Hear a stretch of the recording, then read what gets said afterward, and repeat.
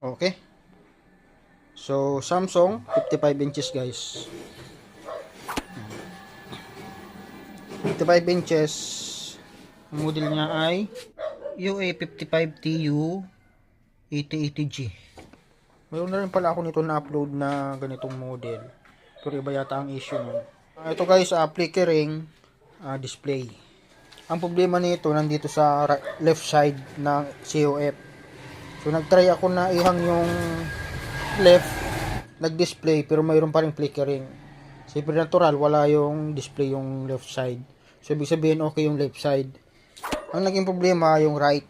So nandito ang naging problema. Ayan. So di naman kasi tayong pwedeng mag block dito ng blocking at yung swapping voltage. Kaya ang ginawa natin, naghang ako dito at nag-cut. So ito na yung hinang ko dyan. Ayan. So yung ST tsaka yung LC1 LC2 hinang. Tapos yung clock 1 hanggang 8 kinat din natin doon sa bandang dulo. Yan, kita ba? Yan, yung bandang dulo na yun, oh. So, yan, nagnormal.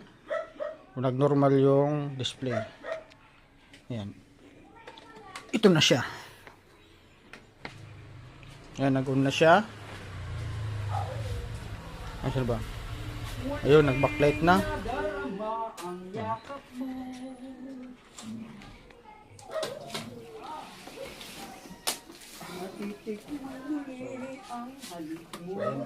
So, ayun na siya.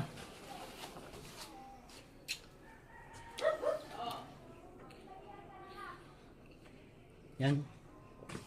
Okay, ganun lang. So, cutting method yung ginawa natin saka hang.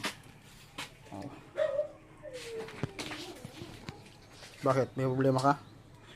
Good yan, sir. Okay. The best yan si Sir Edwin. Nasabi ko. Okay yan.